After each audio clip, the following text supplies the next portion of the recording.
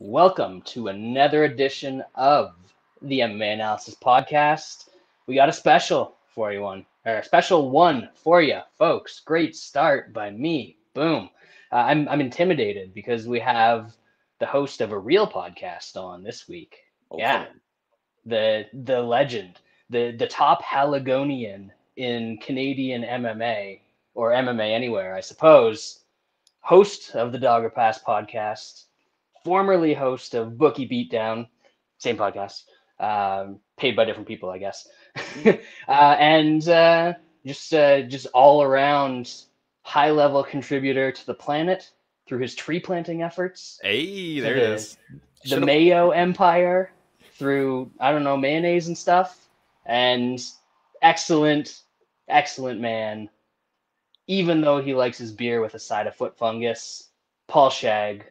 Paul, how you doing? Well, Paul Shaughnessy, but it's Paul. I'm not used to all that praise. Usually I just come in, I'm second fiddle to Cody. Cody is the god.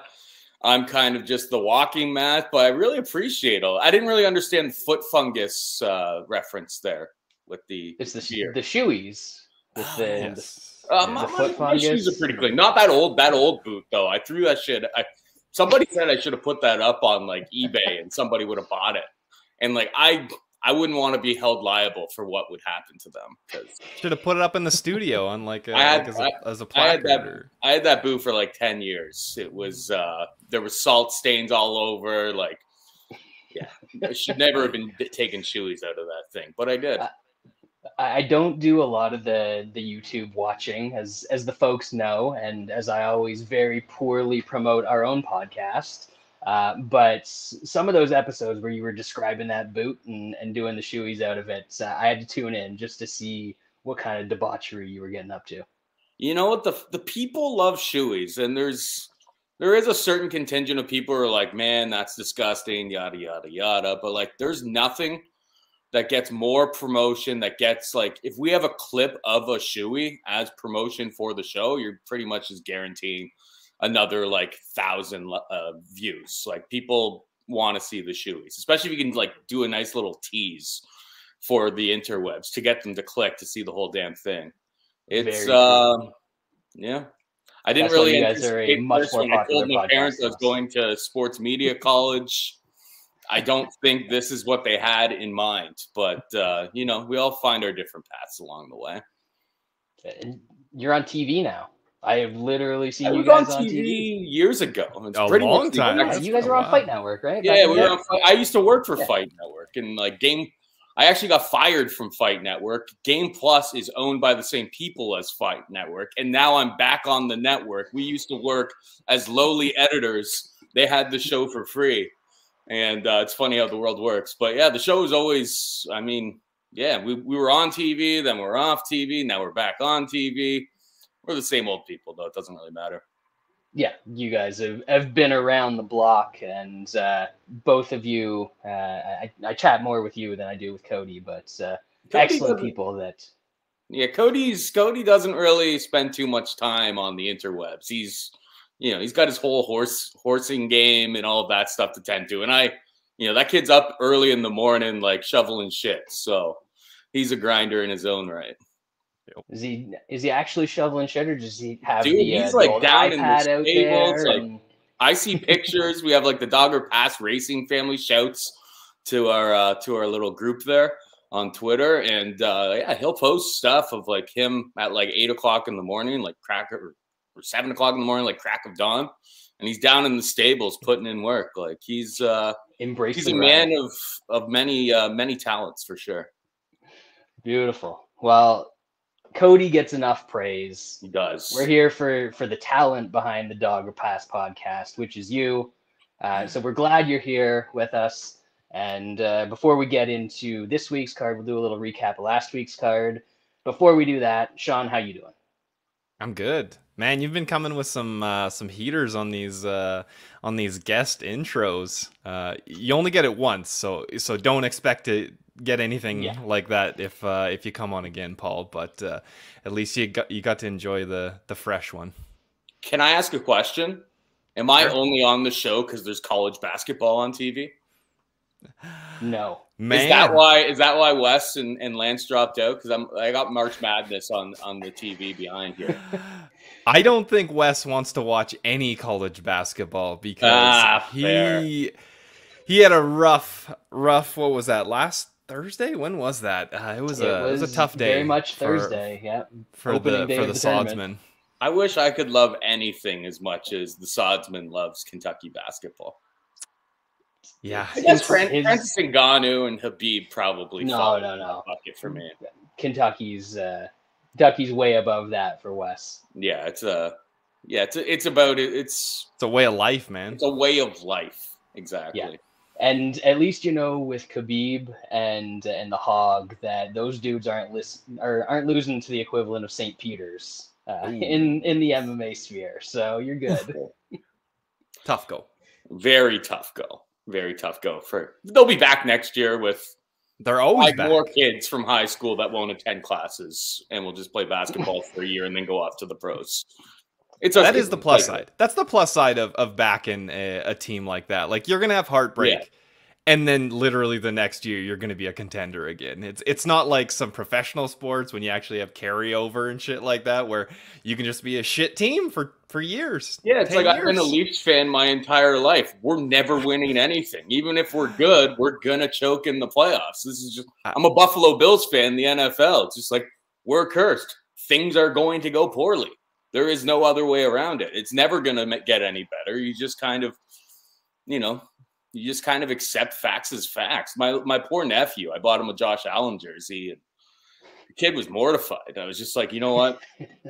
this year's playoffs, how they got eliminated. I'm just like, this was a rite of passage. Now you understand the pain of being a Bills fan. We'll be back this year though for another round of disappointment. Hey, I know.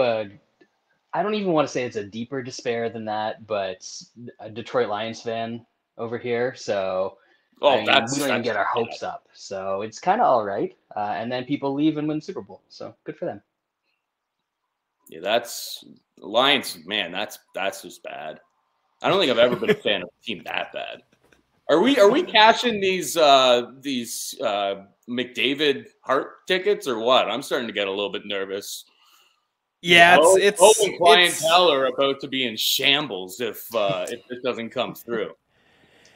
He's trying. He's trying his best, man. I just liked one of his tweets. He always, the last 20 games of the year, he just catches fire. Like I guess he's just like, okay, now I need to give it my all.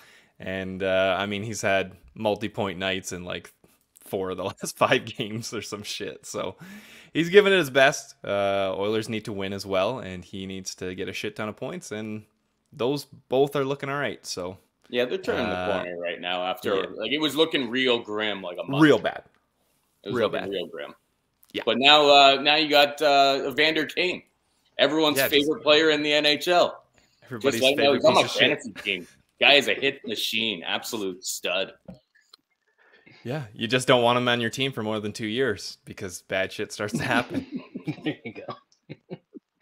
Can you even get in trouble in Edmonton, though? What is there to do? There's not much. Beat somebody up, it's going to be in another city. I broke my toe at the West Edmonton Mall one time on the water side. Yeah, after a full season of tree planting, I tried to swing myself into the really acute angle sky slide. Screamer, and there was a little nub. And my toe got caught in the nub, and the entire way down, it's the water smashing against my foot. Just ah! You look like John Jones after one water slide, broken toe, out of commish. Love it. It happens. Happens to the best of us. All right, run through our England card, UFC London, very, very quickly, but it was a hell of a lot of fun. And, of course, we got to... we'll end with the main event, but kicking it off, Muhammad is not a Mukayev. He's a Mokayev. Damn, that was impressive. I thought Durden was going to have some success early, and then he'd dig it out with cardio and wrestling and all that, but just absolutely smoked Cody Durden, which you'll have to see it. Sean? Yeah, I did not expect him to make it this easy. but he did. So I don't know if that's more of how good he could be or how shitty Cody Durden is. Paul, anything Maybe on both. this one? Yeah, I bet on Cody Durden, and I felt like a Mukayev afterwards. That was embarrassing. I mean, I watched a bunch of the tape on Mukayev coming into it. I wasn't all that impressed, but he's 21 years old, so you're like, I mean, the talent is there. It's just whether he's able to bring it to the big show on his first. And yeah, the kid did not disappoint. Won't be making a habit of fading that kid. Taking Durden early in the week, like when we're living in the chalk chasing era, was ultra mookie of me. Just had a bad line. Knew it was going to be bad. Shouts to the kid. I'll be, I mean, he's probably going to be like minus 500 every single fight now. So it's going to be tough, but got to find the spot. He's only like, he's 21 years, or maybe just turned 22. He's going to be good in a few years. Like, he's not like the next Sage Northcutt. I'll put it that way. Does not look like that whatsoever. Next fight, Elise Reed wins a split decision. I don't necessarily know how that was a split decision, but I had some wacky parlays that McKenna absolutely blew up, just like the rest of the world did in this spot. Man, maybe don't trust all 21-year-old fighters when it comes to this MMA stuff. So that was a rough one. Paul, I forget that you don't get to do like the whole recap thing because Cody does his own recap show, and then you guys just like hop right into the current week. So I'll let you lead off with this stuff.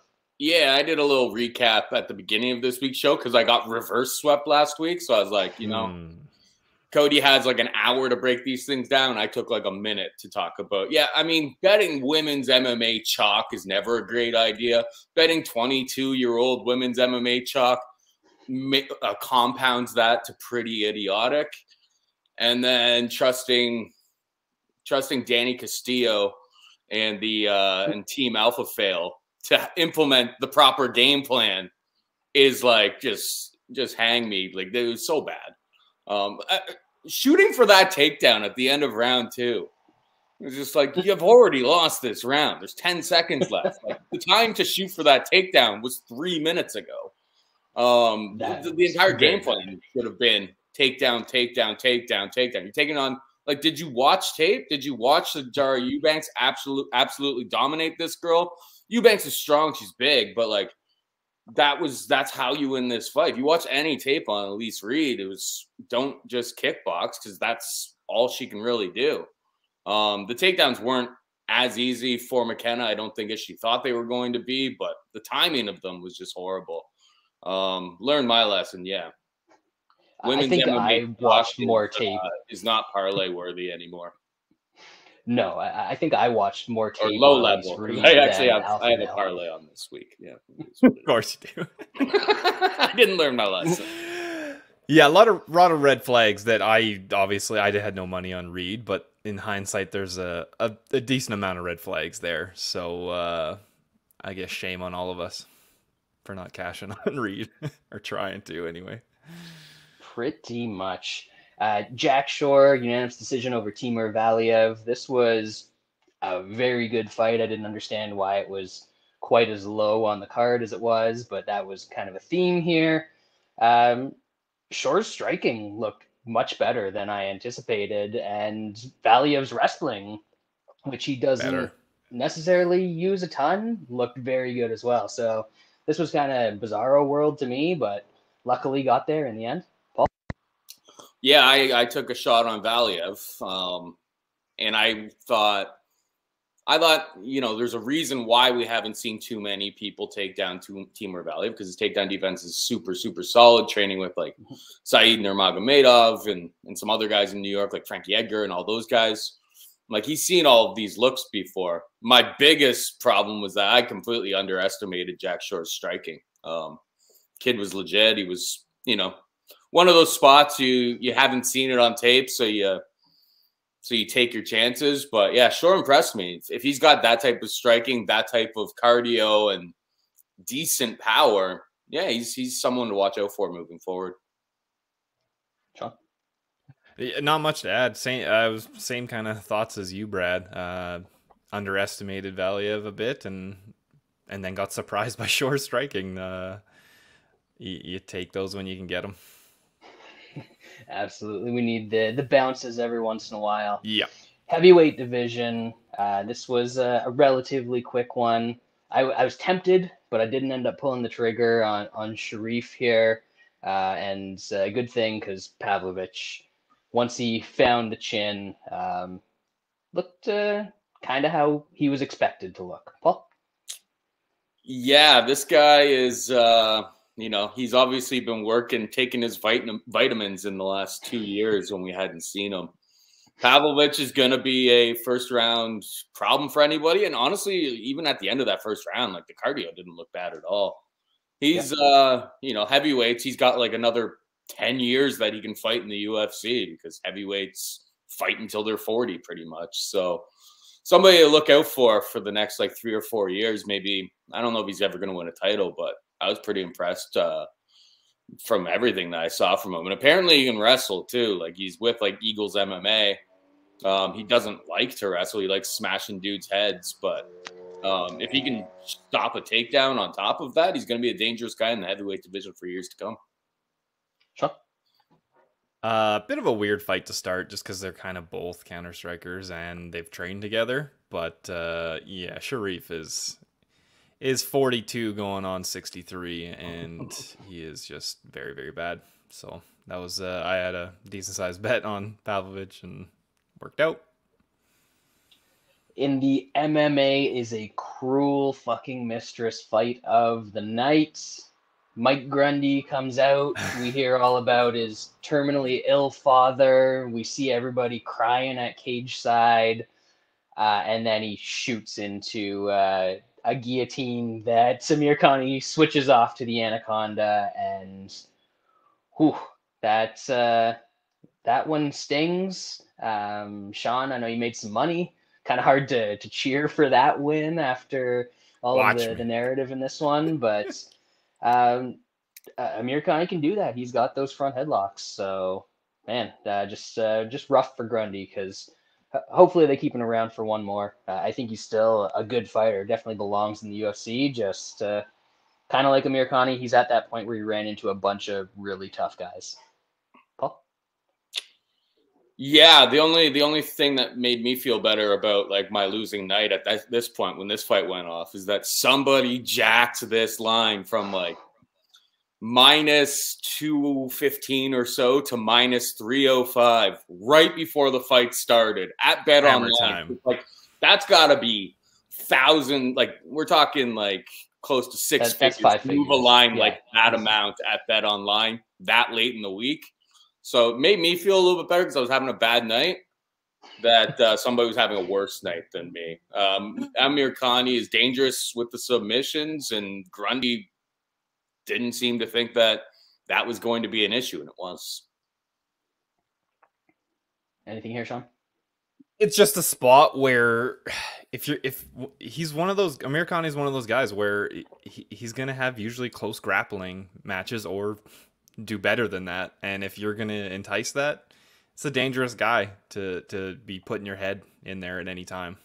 So Grundy, I still think, is decent, like you. So I think he'll get another shot. Hopefully. He doesn't make enough money that they're going to offload him, I don't think. So he makes more than Patty, but everybody makes more than Patty right now, except from that Barstool contract. The man who almost blew up every single parlay that has ever existed, Ilia Topuria, eventually gets an absolute highlight reel, bone-shattering knockout. But he went through some shit first. Jai Herbert, good striker, massive size and reach advantage in this one. Put it to use, but I guess Topuria's got a chin on him, because he survived that. I kind of give him a little bit of a pass on his grappling not looking great later in that round because of what he went through. I think he was just kind of in survival mode still. And then, as I said, melted him in the second round. Just, he's got some hands. Paul? Yeah, I thought it was I mean, it was it was like, dude, as the week was going on, you're like, dude, you do not belong in the lightweight division. Maybe you take, a few years, 5 years from now, you take like a money fight if you get yourself into that type of situation. But like the size disparity between the two of them is huge. It was a real gut check. Yeah, gut check performance from Ilya to be able to take. I mean, most guys probably would have died eating that lead like knee, and then I forget the other strike or head kick as well. Yeah, being able to fight like that shows that like this guy he's for real. But back to 145 because the boys are too big at 155 for you. I worry about the defense moving forward a little bit. Sean? That's fair. Yeah, like obviously we saw in this that he can get tagged. We also saw he's got a pretty good chin, got good recovery, and he's got some fucking heavy hands. So kind of learned a bit of everything in that fight, which is never a bad thing. I still think he's pretty good, but yeah, 45 for a while. Kicking off, that did kick off the main card, and then we got, man, I hate to admit it, but it's a knockout of the year candidate from Molly McCann. Somehow she produced a knockout of the year candidate against Luana Carolina in a fight that was honestly turning the other direction. I saw the scorecards after the fact. It didn't matter. Everyone had scored it 2-0 for Molly. I thought there was anywhere but London. There's probably a case that's 1-1 going into the third. Didn't matter though. The belt shit was stupid and looked hilarious. But in your hometown or near your hometown, go on, have a little fun. Paul? And she got a barstool job out of all of it as well. That's probably the most important thing. Yeah. I mean, yeah, it was a good performance from her, and I don't think anybody thought they were gonna see that. Now, now they're gonna turn that into a GIF and sell it on the internet for quite a bit of money. So congratulations to Meatball. She probably got herself a new contract. She got a contract with Barstool. She's been grinding for a long time. And everyone, like, if you listen to any of her interviews, she seems like a really cool cat. So yeah, pretty happy for her to have like a shiny moment like that in the UFC. I don't think she should be in any hurry to get to the title picture. No. She's already asking to be the fill-in for Valentina's next fight. And it's just like, hopefully the Stoolies show up in full force and give me a Valentina playable line. My word. Because unfortunately, fighting Shevchenko, you're just not going to get that. We need her to fight somebody good that nobody knows, and then we might get a decent line. Yeah. Yeah, I mean, she shot her shot. I mean, she went for it. MMA is a cold bitch. Would we be surprised if she goes out against someone not that great next time and loses after the highs that she had? I wouldn't doubt it. Loses 30-27 to like Carol Rosa in like 3 months. We gonna be shocked? Probably not. And she was never heard from again. The good thing is that even if you think she's gonna win, you're probably gonna get an excellent price on her by decision too. Yeah, they keep doing that. We'll see. Welterweight division, Gunnar Nelson is back and showed us all why nobody realized that he left in the first place. I think all three of us were actually on the sub prop in this one. Seemed like the biggest no-brainer of all time. And then Gunnar Nelson didn't even realize he was allowed to go for a choke until the final minute of the third round. Yep. And Sato still had enough gas left in the tank to defend that. So unanimous decision, clean, easy across the board, and we all lost money. Paul? Yeah, this was like the bet on the card that I was just like, all right, well, at least like I'm taking a bunch of dog shots. They may not come through, but Gunnar's gonna get the back. He's gonna be able to sink in a choke in 15 minutes of work at some point. And it was like -115. right? Beating the line movement. Everything is coming up Paul's shag. And just, I mean, he didn't seem to have much. That's just Gunny, though. It's just like Gunny. No just urgency plays at all. At his own pace at all times. You know, he can go out there against a much, like Miguel Baeza submitted Takashi Sato. So, like, if Gunner really wanted to go get that in round 3, he could have, but he wasn't willing to put himself in any sort of danger of losing position. Smart for him. Obviously, he's getting paid twice the amount for a win bonus. So don't risk that. But, I mean, I guess at the end of the day, when he found out that everybody on the card that got a finish got an extra $50K, maybe he would have went a little bit deeper for that. But good to see Gunnar Nelson back, but not good for my bankroll, obviously. Absolutely. Sean?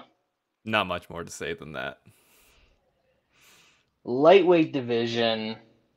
The other one that the chalk donkeys, I love that term, they were all over.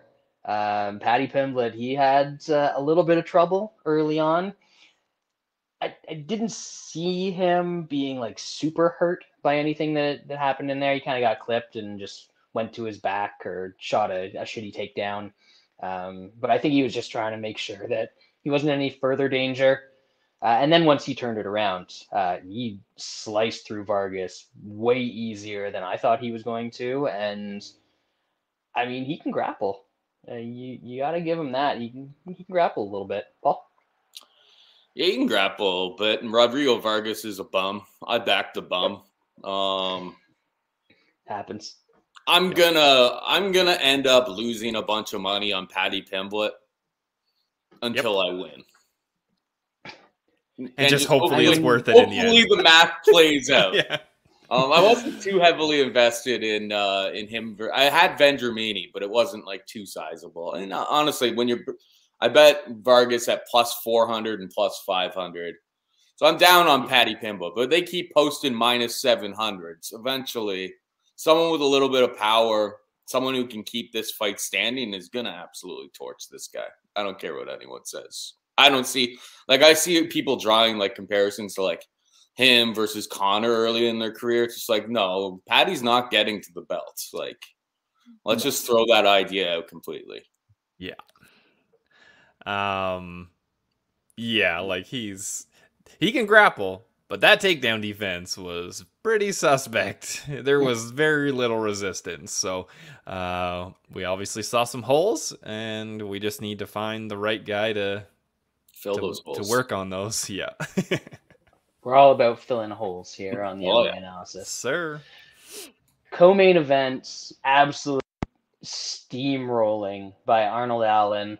I was on the wrong side of this one. I thought that I don't know what I thought. I thought Hooker was going to be able to keep him at range a little bit more, but massive speed difference that only got worse with every punch Arnold Allen landed. And I think Arnold Allen landed every punch that he threw in that fight. So Hooker's chin isn't gone because he took a shitload of punishment. But I don't think he's fast enough for 145. And the reaction time maybe isn't there anymore. I don't know. Something seemed off about this one. I know it's one of those cases where people are saying, oh, he's 1-4 in his last 5, but look at the level of competition. I think he's kind of struggling regardless. I mean, if they give me another him close to even money against a dude like Hakparas line, I'll play him again there. But anybody that's kind of in the top 10, top 15, I think he's going to struggle with at this point. Paul? Yeah, he might be. He was known for being like super, super durable. And now he may be a little bit damaged goods. He's still going to beat, like middling kind of guys outside of the top 15. I don't think he'll become more of a stepping stone, and that's what he was in this spot. I think in fairness to you, I didn't have anything on this one. But in fairness, nobody on earth was like thinking that this fight was going to be this level of firecracker from the opening bell. Like Arnold Allen, most of his fights, you watch any tape on him, it's like very technical, mind your P's Low and Q's, paced, get takedowns just to like secure / steal rounds. Like it's usually pretty low volume.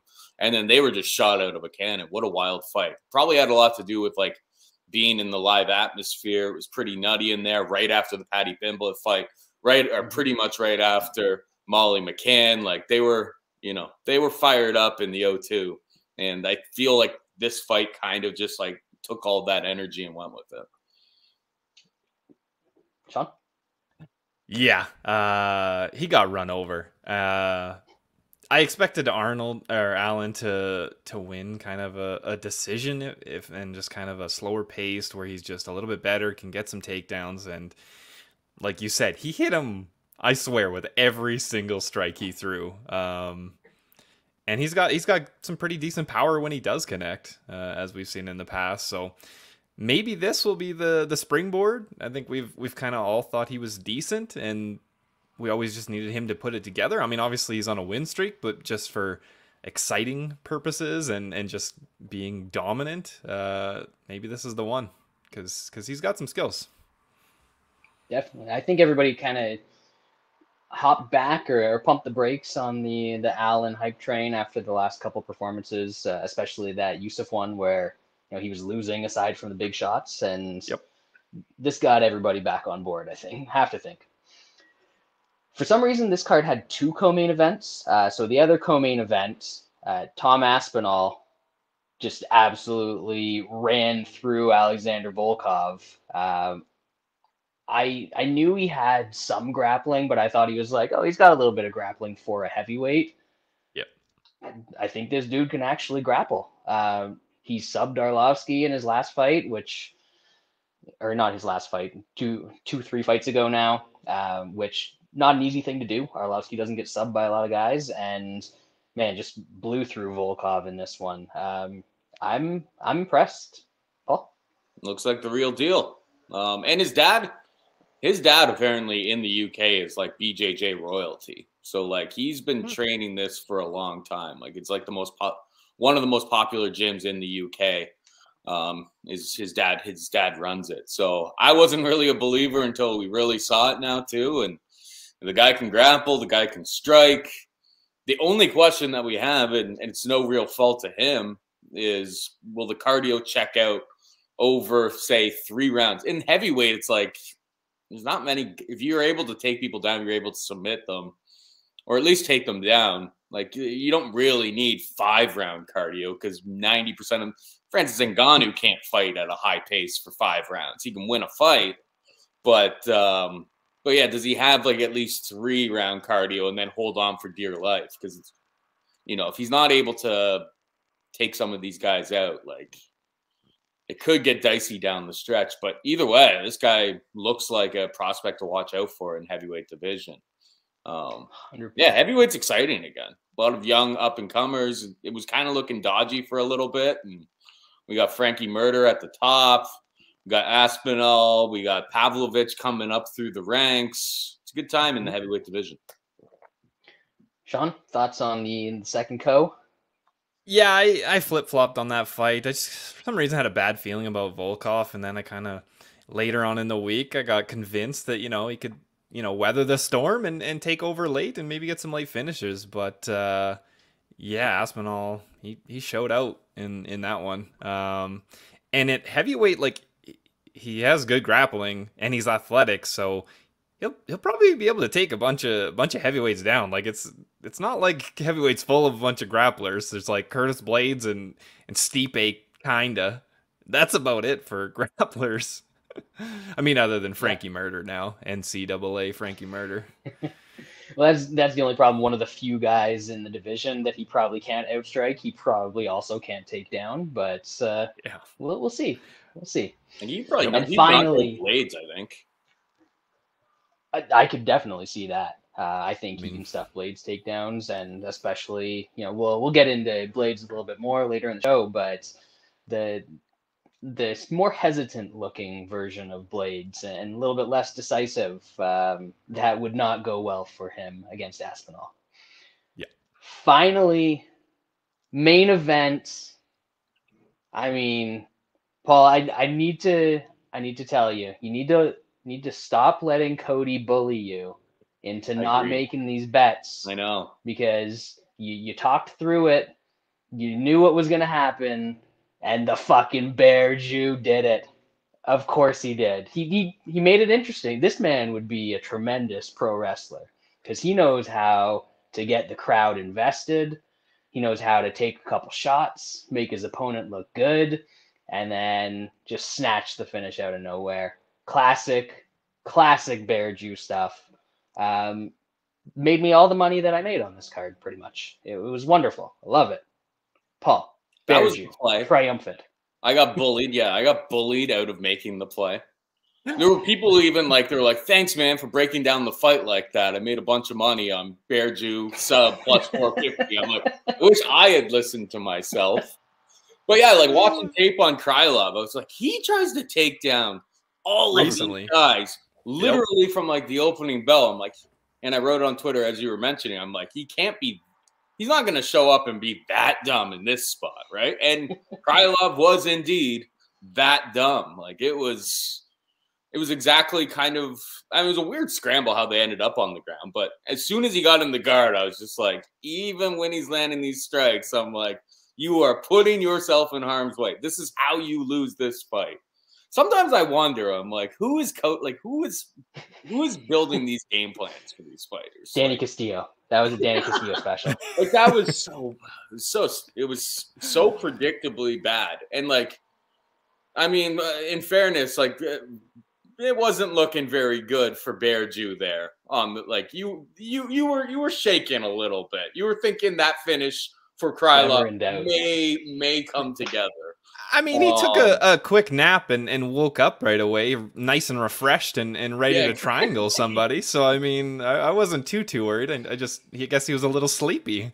That was definitely the play, though, because it's like, I didn't see a world in where Bear Jew won that fight any other way except for a submission. Like, I didn't think he was going to win a decision. So it's like they were offering plus 450s versus the plus 150. The sub play was the play of the night, and congratulations to you guys for being smarter than me and actually playing him. Krylov should have just known that you should let sleeping Bear Jews lie. You don't wake them back up. Nope. You don't hit them with the one more shot. You just let them lay there, and you're good. Sean, anything to add on Bear Jew? Just glorious. Glorious when you're just like, man, I think this guy's dumb enough to grapple and go the one place where he will lose, and then he does it.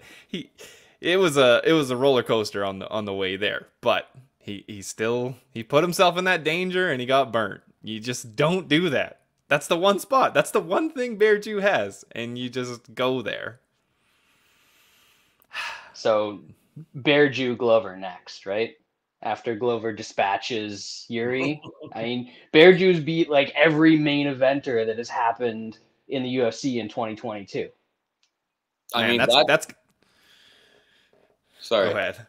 That's like the most MMA Analysis title fight maybe of all time. I think Lance said that would be the only Teixeira versus Bear Jew. Like, I don't know how you guys are going to make a pick on that fight. I think Lance said that he that would be the only fight that he would cheer against Glover, I believe, is what Lance said. Yeah, that would be a tough one because are they both gonna get hurt and then come back? Like I don't know, it doesn't really work. So that's a tough breakdown. I mean, is Glover gonna take somebody down and then get subbed from the bottom? Like something weird's got to happen in that fight. Yep. Has Glover ever been subbed? Probably not. I don't think so. I would have to look it up, but I don't think so. I don't think so. I mean, I actually like Glover in that spot, but Glover may get deaded. Zero submission losses for the Glover. Yeah, I mean, are we surprised that man has the old man strength and all exactly. That's a tough matchup for Bear Jew. That's a very tough matchup for Bear Jew. That is very tough for him. I mean any matchup against Glover is a tough matchup. Man's just an ageless wonder. Love him. That's right. All right, moving on to this week. That was fun, but we got some more fights to break down. We got a bunch of them, 13, I think, on this week's card. We'll try and fly through some of the early ones because I feel like it's hard to have a huge read on some of them. Kicking it off in the featherweight division, we've got Luis Saldaña, because he's got the Enye, so you have to do the Danya, taking on Bruno Souza. Tequila Ronnie's little brother, I guess. No, he trains with Lyoto, or trained under Lyoto at some point. This one's kind of flipped since the line opened. Saldaña was a slight favorite. Now Souza's the slight favorite, and you can get Luis out there at as high as plus 106, I'm seeing now. So, Paul, thoughts on this one? Interesting. Yeah, when we were on the, it actually kind of flipped to Saldaña being slight favorite when me and Cody did the show on Monday. Mm-hmm. I think it's a super close fight. Luis Saldaña, more technical, powerful strikes. Loves the kick to the body. He's definitely a problem in the first 7.5 minutes. I imagine we're probably in a big cage here. I think that's going to be a big deal for Bruno Souza, who kind of just likes to circle around the outside, doesn't throw very much volume, very, very happy to run away, but that may work for him in a large cage. On the show, I picked Bruno Souza because I don't know. I have no interest in betting the fight. I think it's pretty dicey either way. I'm expecting kind of a close decision, but I'll stick with Souza as my original pick, but don't love it either way. I hear you there. Sean? Yeah, I just don't have a strong opinion on this fight. This is fairly low level. Souza's the dog in what could be a 50-50 fight. I guess I'll take the guy that can probably win a decision. I kind of lean towards Souza in this one. I actually took a little stab on the sub prop at 1100. I know he doesn't have, which might be bad because, oh no, it's still 1100. Just because he's got a bunch of sneaky front headlocks. He went for that ninja choke a bunch of times against Bagdasaryan. I've seen it a bunch of times in his LFA fights. And I know Saldaña gets real tired late in fights, and he kind of shot some desperation takedowns against Austin Lingo. If he does that against Souza, I think he'd get that neck wrapped up, especially late in the fight. And I think that Souza's going to control the last half of this fight. So pick him. If it goes to decision, I think it's going to be very tight. You give him a slight edge, but I do think he does have a little bit more finishing potential than Saldaña in this one. So Souza's the pick, and a little sprinkle on the sub. Flyweight division next. We got David Dvořák taking on Matus Nicolau. This one, another tightly lined fight. This one's actually gotten a bit tighter as the week's gone by. Dvořák is about minus 120 to minus 130 out there. Nicolau as high as plus 110. Paul? I took some Nicolau money line on Monday. I think it really just comes down to strength of schedule. And Matus Nicolau is beating some legitimate guys. Round one against Tim Elliott, he didn't look great, but as I kind of said on the show earlier in the week, is you can't really train for Tim Elliott because he's doing such wacky shit all the time. It's nobody, even the guy who's trying to emulate him in your camp, is just they're not doing the weird ticks and movements and stuff like that. He just seemed kind of thrown off. But what I really liked from that is round three, he was able to secure a takedown with 3 minutes left in a close fight and then hold position. It's just those are the guys I'm going to back, especially when you give me plus money against a relatively unproven. He's been good in his UFC run, but I mean, wins over Juan Camilo Ronderos, who they literally brought in from I think he was working in someone's garden. Jordan Espinoza, Bruno Silva's not too bad, but that was early on in Bruno Silva's career. He's been, the level of competition that he's been able to look good against isn't what Nicolau's been doing. So I was kind of surprised by Nicolau being a dog in this spot and took my chances on him. Sean? Yeah, I agree. it's kind of a bit surprising that the line is the way it is. Nicolau obviously has fought the way tougher competition and has looked pretty good throughout. Dvořák had a bit of hype coming into the UFC. He's kind of done what he's had to. I mean, the Espinoza decision was a little bit lackluster, and then he destroyed a body that they served up to him on short notice. So he's done what he's had to. I just like Nicolau's overall game. He's kind of good everywhere. I think he's going to test Dvořák, and I picked Nicolau. I haven't bet him. I got a decent amount of bets on this card, so this was kind of the last one I crossed off, but I may be convinced later to bet some money on Nicolau. Yeah, I've been on the fence about betting Nicolau all week, but after kind of hearing this, I might have to pull the trigger. Like you guys said, it's a strength of competition thing. He's faced the way better guys. He's beaten the way better guys.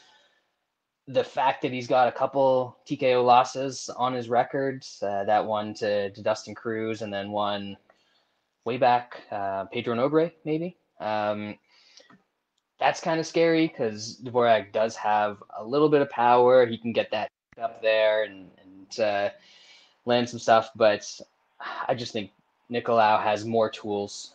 He can win this. I think it's going to be competitive if it's a striking battle, and if there's anybody that's going to mix in takedowns here, it's probably going to be Nicolau. I think he can control the grappling if it does get to the ground. So I'm going to side with him, and that could end up being another bet for me on this one. Staying in the flyweight division, but switching genders, we've got the man on fire taking on Jennifer Maia. This is prices climbing. Looking out there, you can see Fiorot anywhere from -415 to 550 out there, and Maia's above 300 everywhere at this point. Paul, we've got a women's MMA fight where there's probably not going to be a finish, because I know that Fiorot has a couple TKOs in the UFC, but they're all standing TKOs. She just sort of like gets people to shell up shitty competition, and the refs step in. She doesn't really put people away, and I don't think she's going to put Maia away here, even if she wins, which means are we going the other way? Are we taking the shot on the WMMA dog here? I think I'm gonna be a stats bro. Put on my glasses and be a stats bro in this one. Hell yeah. I think what it really comes down to is Fiorot, if this fight goes to decision, very likely to eclipse 100 significant strikes. Maia is more like a 60 to 70. Fiorot, maybe you can get up to like 120. Maia is one of those, like I was considering, I forget if I even backed her. But against Chookagian, I had thought that maybe she would like pursue the takedown in the rematch early on in the fight. Yep. Because that was like the only success that she had in the first time they fought was when she actually like went for a takedown late in like round 3. And she really didn't do that. And that's really, I think you would have to really trust in Maia to get takedowns, and who knows if she can even hold her down in those spots if you were going to back her in this spot. I'm surprised the Fiorot decision. I took some at -115. I have her parlayed with Blaydes as well at like some stale numbers that was left from one book. But Fiorot decision still like minus at one book at Bet365 right now. It's +100.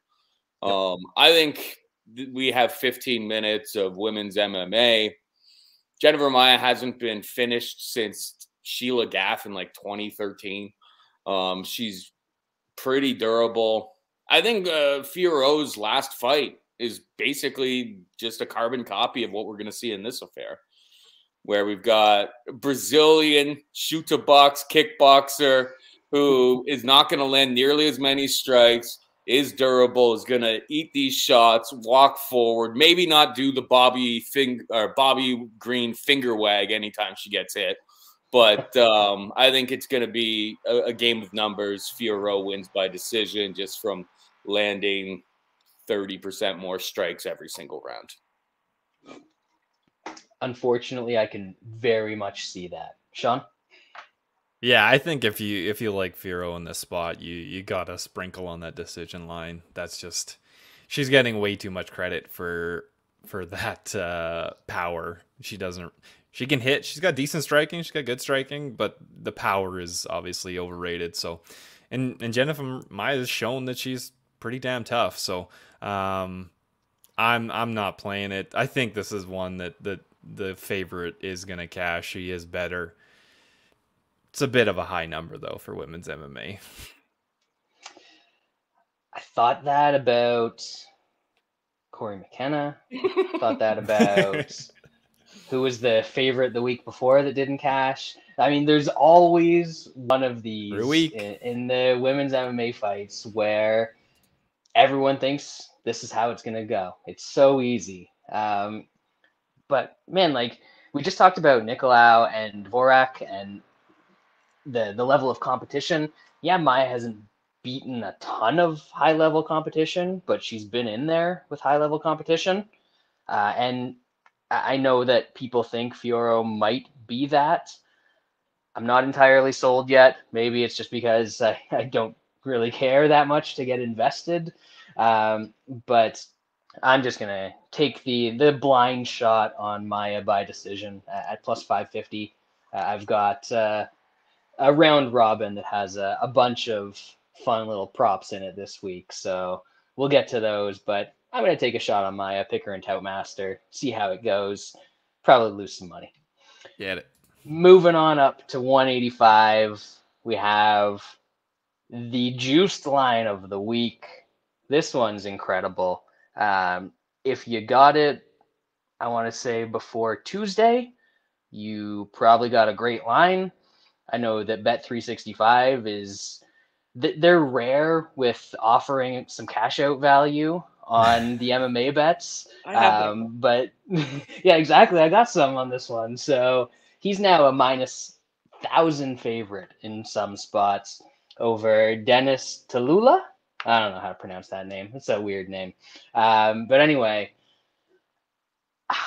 Paul, you probably love this guy. He seems like one of the Smesh brothers, right? He looks like a smashing machine.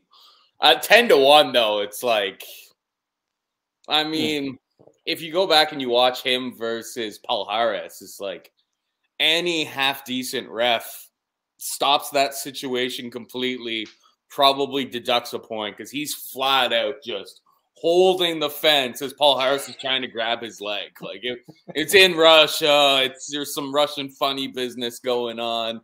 So he obviously gets away with it. 10-1 is insane. He was minus 380 when we talked about it on the show. I had to do another show after that, so I wasn't even able to hit the lines immediately. By the time I got around to that, it was minus 450. Loaded up. I parlayed him with Magny. We'll talk about that later on. And yeah, like Bet365 is offering me like money to cash out right now, which feels great. Love it. But he looks incredible, and Dennis looks pretty, bad. Nothing special. I don't expect to see him win too many fights inside of the UFC. He trains with Sean Strickland, so I guess, I mean, he hasn't really been like embarrassed. Like he seems very, very tough, durable. He's gonna keep fighting, but like the level of skill between these two should be very apparent early on in the fight. The problem with Khizriev is like if this gets really extended, massive layoff for him, kind of unproven in later rounds, it could get super, super dicey if he doesn't finish him in round one, just because we don't really know much about him. But it should be all one-way traffic. Khizriev, he's a certified smash machine. This is one of those Tiuliulin. I don't know how to pronounce it. Have you seen his wife? Have you went down that rabbit hole? I haven't. I heard you mention it. I haven't done great. it yet. It's great content. Dennis is winning outside of the octagon, even if he loses on Saturday night. Good Good stuff. for him. Good for him. Because I don't think he's winning on Saturday night. This is one of those everybody wants to fight roster signings. They're like, oh, you're a Russian and you're already in America and you've got your visa. Shit, sign you up. We'll get you in there as soon as we can. And this is the guy, and it sounds from what I've heard like he's been willing to do it just to get his foot in the door of the UFC. So we'll see how that goes. But Sean, your thoughts on this matchup? Yeah, usually you don't see line movement like this across the board. Like usually, like if BetOnline or Dimes puts out a shitty line, it gets steamed up, and then that's just an opening line, and then everybody opens that at the what it should be. It opened minus 300 everywhere, and everybody has been hammering it at every book up to a minus 1,000. I guess that was just a bad opener, but I guess I was snoozing because I probably should have grabbed on to that minus 300. It was available everywhere. Yeah, the guy he's fighting is just he's a body. He does have some power. 6 of his 9 wins come in the first round, so it is concerning early. He our buddy Khizriev better have his shit together. He has a ton of first round wins, so it could be a wild fucking first round. I know you said you were a bit worried if this goes a little deeper, but the other guy's got like 3 wins past the first round. I don't know if he's some cardio champ either, so it could get sloppy. The dude's minus 1,000 right now. His TKO was plus 300 at a bunch of places. He doesn't seem to be a Dubronx, a Bear Jew, where they're pretty much if they're on the ground, they're not looking to pound you out. I have a hard time seeing this guy not just laying it on the guy if he has the chance. So I took a shot for half a unit at plus 300. Him by TKO. Yeah, I'm on board with that. I think Khizriev is obviously the rightful favorite. I was messaging a couple people earlier in the week. I was like, oh, this is going to close like minus 500, and blew way past that in no time flat. Sometimes we get these lines where it's a product of the last couple weeks, all the favorites crushing. So now people are like, oh, all you got to do is just parlay the big favorites and you're going to win. Easy game. So, yeah, I was actually saying this to Paul earlier, but there's going to be a card coming up real soon where those kinds of, parlayers who aren't so savvy and just look at the price and lay it, they're going to have a real rough night. But I don't think this is one of those spots. This Khizriev goes out there and he throws real hard early, but he throws real hard to close the distance and get takedowns. And once he gets a takedown here, he just goes for it and doesn't stop. I think his cardio's all right. There's maybe some risk of him kind of gassing himself out by throwing too much shit on the ground, but I think he is very much primarily a ground and pounder more than a sub guy. I mean, you look at his record and he's got 5 TKOs, 4 subs, 4 decisions. So I think we're fine. I mean, we're not playing his money line or anything like that. We've probably all got him linked up in some parlays. But the money line's safe, even if it gets into later rounds. And then, man, that plus 300 on the TKO, I think that's more likely or equally likely as the sub. It's just people are probably seeing that Contender Series fight where Shigemoto just gave up his back 100% and made no effort to defend it. So he took the rear naked choke, which he'll do if it's there. If you notice, all 4 of his subs are RNCs. So he'll take it if it's there, but I don't think it's his primary weapon. So I went a little bit bigger than Sean here.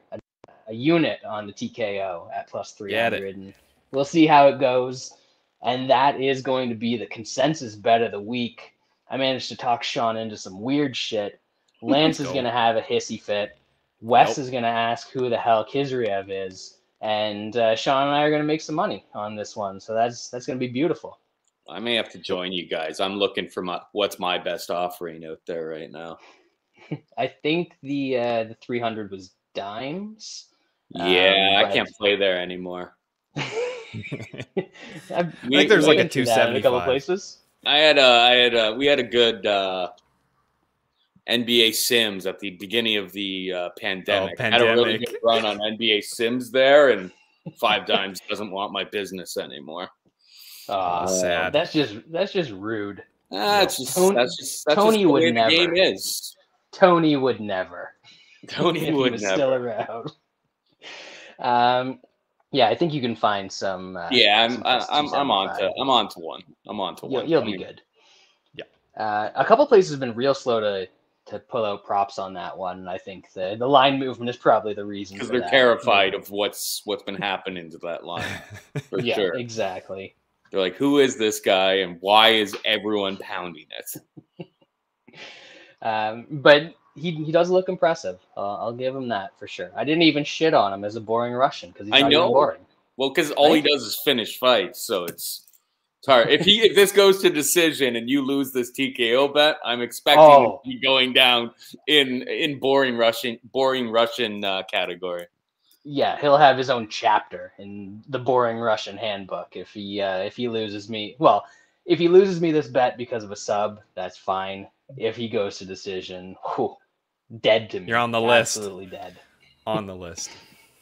Bantamweight division. We have Dana Batgirl. Wait, Batgirl Dana. Is that a new version of Batgirl?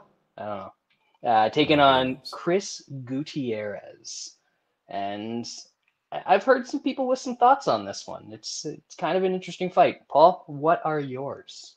I took Gutierrez on the money line, and I got it early in the week. It was plus 135. I think it's relatively competitive. The real key for Gutierrez here has never been knocked out. That seems to be the best way for Batgerel Dana. Bakary Dana.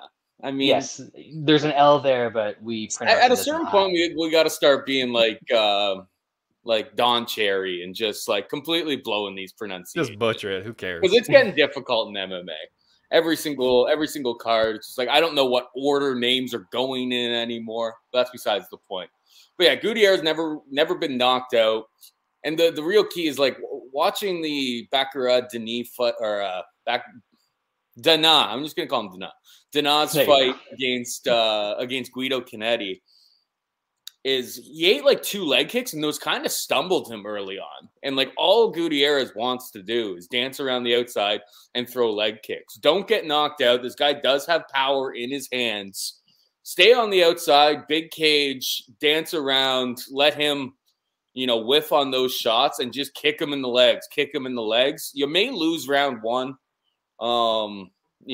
with Dana just landing the more powerful strikes early on in the fight, but I think as this wears on, Gutierrez should take over. I'm not sold on Dana's cardio in 3 rounds, and I think him opening up as a sizable favorite was just more of a product of him like smashing some lower level guys coming into this fight. So as it gets closer to, I still think Gutierrez is the value side in this spot, but happy that I jumped on it a little bit early in the week because it seems like that price is gone. You think he gets him out of there with the leg kicks, or just does enough to sort of stunt his offense? I guess I wouldn't be shocked by something super, super late. I don't think his leg kicks are like all that powerful. And in fairness, it's like Guido throws like absolute hammers with everything. His left hook is just like he's just swinging for the fences. And his left kick is the exact same thing. He's just trying to get you out of there when he does it. Gutierrez is a little bit more tactical in his approach, a lot more technical. I wouldn't be shocked to see like a late finish, but I think Gutierrez's decision maybe loses round 1, rounds 2 and 3 takes over, able to just maintain distance and chip away at the legs. That's how I see it playing out. And just quickly had to go off the board a little bit, but for Canadians, Coolbet isn't necessarily the greatest site in terms of like the limits they'll allow or the props or anything like that. But they leave some stale prices out there. Gutierrez earlier today was still like plus 130 or plus 135 there. I just checked now. It's down to plus 125. But they're always a little slower to move lines, which can be nice to take advantage of. I think all three of us have done that in the past. I've Sean, done it your this thoughts week. on this one? Exactly. I did it right here. I took Gutierrez plus 140. Yeah, I just think Gutierrez is shown to be fairly tough. What is the Batgerel outside of round one against a decent leg kicker? Man, Brad and Lance hate this guy, but they cashed on him as a Munich, I'm pretty sure, the one time. He just chews calves up. He chews them up. So, I mean, he obviously countering that can be dangerous. He can get cracked pretty good, but I think if he can just keep moving on the outside, just calf kick. Once you're out of the first round, I think he should be fairly good to go and probably wins a decision. So I took him plus 140. Yeah, I'm on the same page here. I don't have the plus 140 available to me right now, but might dip into that plus 125. I think. I mean, it's hard to say with these because Batgirl's training at Jackson Wink right now, I think. So a shell of Jackson Wink. Who the fuck are even there anymore? Are you gonna get a good game plan out of that camp right now? Because honestly, if he goes in there and he is the karate hottie his main training partner, like what's going on with that? The chick who's might not fight ever again. Yeah, that one. John Jones' wife, maybe. I don't know.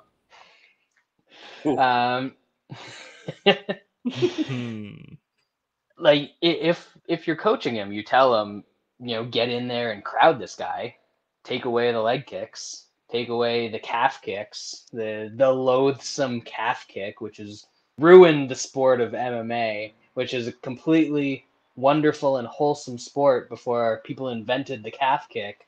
Now has devolved into anarchy because people like to kick the bottom part of people's legs like savages. Never mind that. But yeah, I think Gutierrez is probably going to be able to land enough of those, not get knocked out, and probably outpoint Batgirl in this one. There's ways that I could see the fight going the other way, but I mean, Gutierrez's durability is a huge key for him. I think that was the very first thing you said, Paul. So right on board with that, and I think he is going to take a decision in this spot. Again, we're sticking in the same weight class, but switching genders over to the women's bantamweight division. We've got Carol Rosa taking on Sarah M. We can say it on this podcast. You couldn't say it on your podcast. No. But Sarah Mom Quit McMann. She actually spells her name. It's wrong on Tapology. It's MQMANN. It's the correct spelling. Is MQAnon like that? Yeah. Call it conspiracy. She isn't even quitting these. She's just betting on her on the other side. Certain round totals. Smart. This is interesting. I have thoughts on this one, but we'll get there. Paul, what do you got here? Oh, I mean, this is one of those lines that's just like, Carol Rosa. Do I really want to lay after betting on what's her face last week? Corey McKenna. Yes. Do I really want to fade Sarah McMann? I mean, I guess it seems to be actually she's less of a favorite now. So people are betting Sarah McMann. Yep. I don't think I can touch either side of this with a 10 football. I'm gonna try to bet it live because I'm gonna hope for Mom Quit to get first round, get a takedown in the first round. Carol Rosa is a black belt in BJJ apparently. So hold position just don't get finished out there, which probably shouldn't happen because it's women's bantamweight division. Maybe take a shot if I can get something absurd after round 1 in the hopes that we see mom quit headquarters come through in flying colors, because I think Sarah McMann's probably going to be able to secure takedowns early like she does against everyone. And when she has that top position, it's great, but she's 41 years old. I don't think she really has 3 rounds cardio anymore. And but yeah, Rosa doesn't really have enough like potent finishing ability, or strikes aren't very like damaging on the feet. It's more of like a volume game. I could see McMann winning this fight with like 2 takedowns and just holding position. It's kind of becomes one of those situations where like, who's the ref here? Are they going to stand it up, or do they let her just like sit in guard for 4 minutes and just win the fight that way? Yeah, it's a really, really dicey one for me, but I'll probably pull a mom quit bet after round 1 if Karol Rosa gets taken down and controlled at some like if you're giving me like plus 200 after round 1 on Karol Rosa, I'm probably going to be a sucker and take it. But yeah, I'm not disagree. Don't disagree with anything you said there, Sean. Rosa has a black belt, so obviously it wasn't a surprise when noted BJJ whiz Laura Pacheco subbed her, or Larissa Pacheco. I don't want any part of this. I looked at taking maybe McCann by sub or some shit. I'm picking McMann in Toutmaster. I think she can easily win this, but then she can easily just gift it to Rosa. So I don't want my money on it. I'll pick her, and that'll be enough for me to cheer. Or we get to see more mom quit. So it's a win-win, really. It really is. The only bad bet in this fight is like Karol Rosa round 1. That's like the only bad bet that you can make in this fight. Any other bet you can justify. I can make a case for Rosa money line minus 200. I can make a case for McMann money line to or plus 185 or plus 175 or whatever it's at now. I could make a case for McMann finishing. I could make a case for her getting the 2 takedowns that Paul talked about and holding on for dear life in the 3rd round for a decision. Or Rosa getting a late finish. Like, there's so many possibilities in this fight. So I just found a big number and I played it. And the big number that I played was McMann round 1 at plus 1,000. Because I definitely think she is taking Karol Rosa down in round 1. I think that is probably the one certainty in this fight. She takes down everybody. The only people she hasn't taken down are Ronda Rousey in a fight that didn't even go a minute, and she probably would have taken Ronda Rousey down in that fight.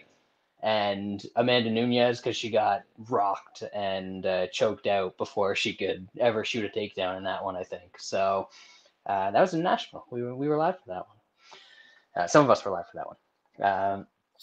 So I settled on McMann round 1. I think she takes her down.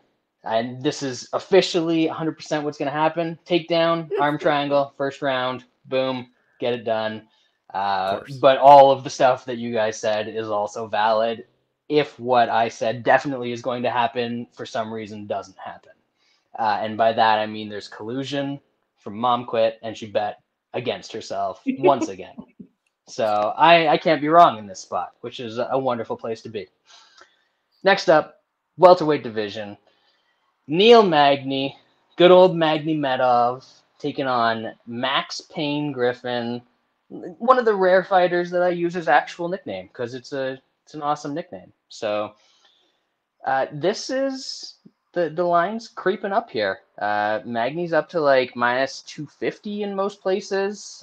This has been slowly climbing throughout the week. Paul, any thoughts on this one? I know you alluded to something earlier. I parlayed him with Smash Bro early in the week. I think the takedowns should be there for Magny if he wants to go that route, but it's kind of another numbers game.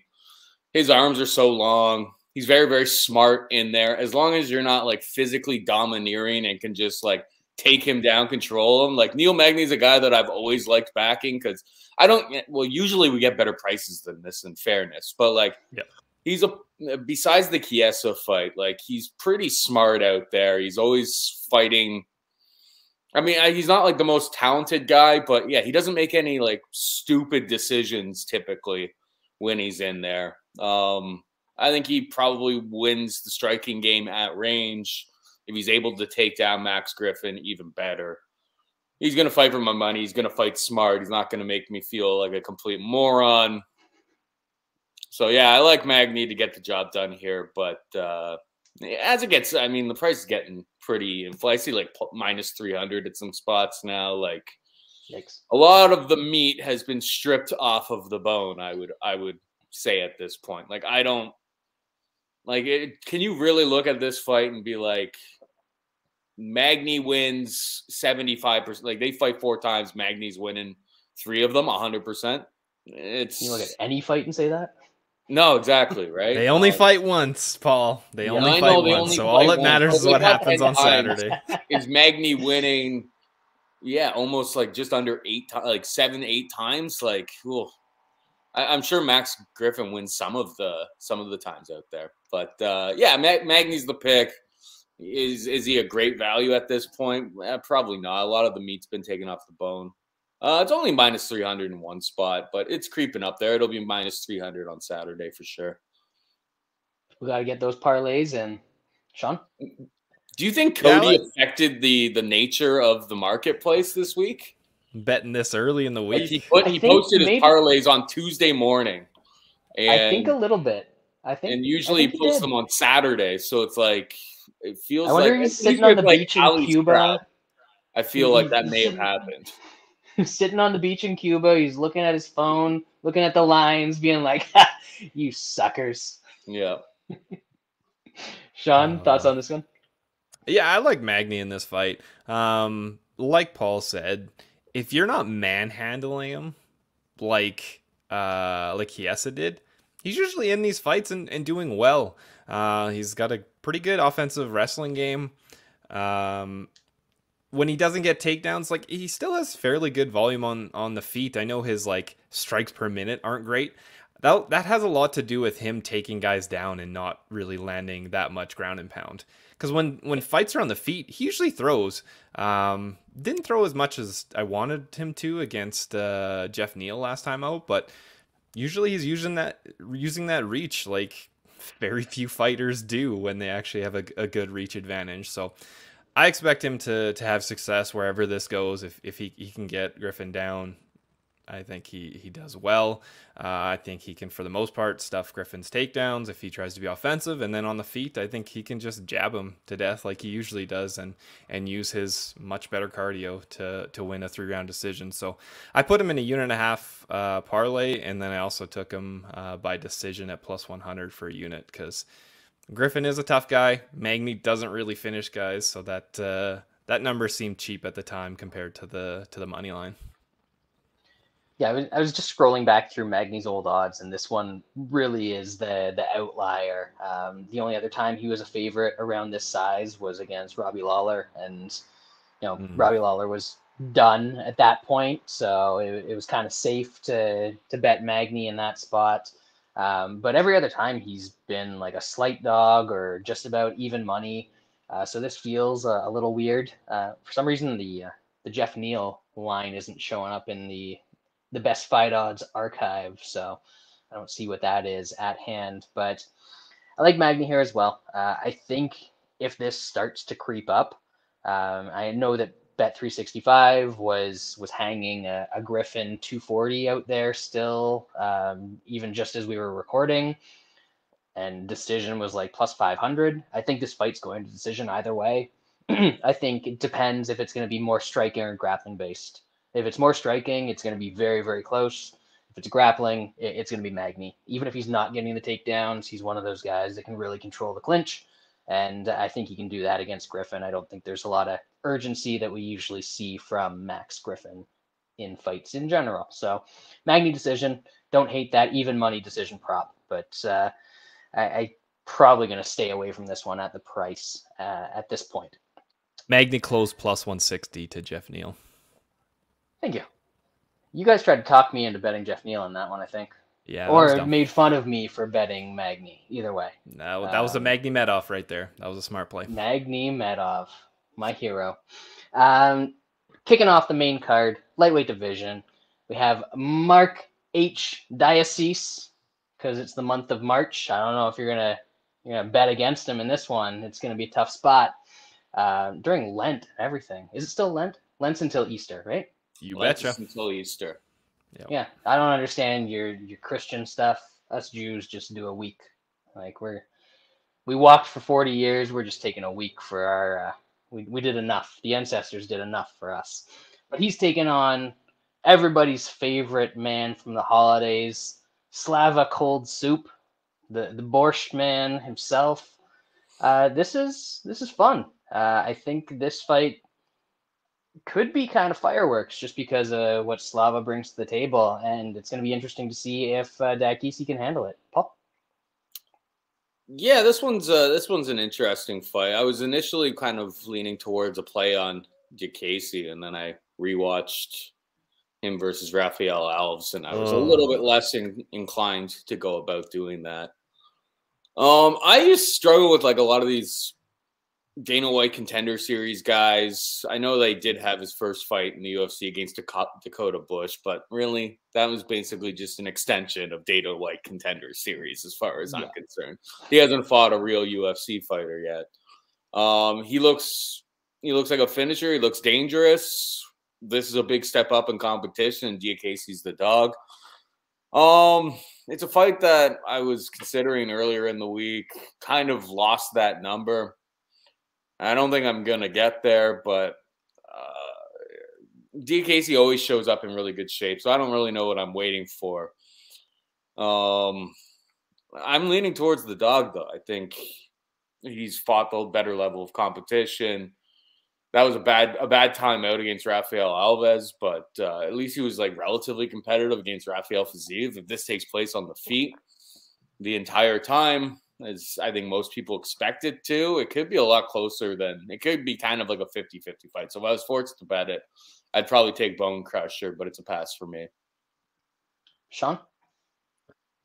Diakiese's kind of fought up to his competition, I feel like, lately. And then I don't know what happened in that Alves fight. He just got ran over. I guess those things can just happen sometimes. You just have a bad performance and somebody just cracks you and bad shit happens. He's a fairly skilled fighter. I just feel like he hasn't really put it all together, hasn't really shown, I think, what he truly can be. I don't know if he ever will. Like Paul, it's tough to get a read on some of these Contender Series fighters because a lot of times they're crushing cans, and then even this time he got a pretty easy layup in his first UFC fight. So I don't know how good the Cold Soup is. I'll pick the more veteran guy as a dog in Toutmaster, but maybe Diakiese falls apart again and the Cold Soup just runs him over. I actually took a little shot on Diakiese here. I missed the plus 160s and plus 165s that were out there, but I got some plus 145, and I think the Fiziev fight makes me feel more comfortable about that, because if he gets his head stuck in a guillotine, this dude will tap in the most frantic way you've ever seen in your life. But I don't think that Cold Soup has a guillotine on him. He's got a hell of a left hook, whether it's to the body or upstairs, and seems to have like some good pressure and volume.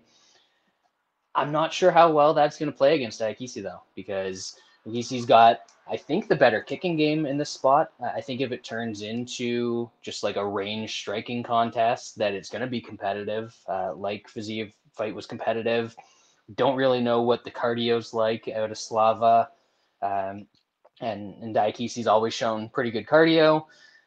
He's wrestled. He's taken down like guys who are tough to take down, like Lando Venata. So I think he can take down Slava in this spot. So think it's competitive on the feet. I think Diakiese has a pretty decent grappling advantage. So I ended up taking the plus 145 in this spot. I think there's still some plus 140s out there, but those seem to be disappearing quickly. So hopefully I'm not on the public landslide that gets killed on this fight. Heavyweight division up next.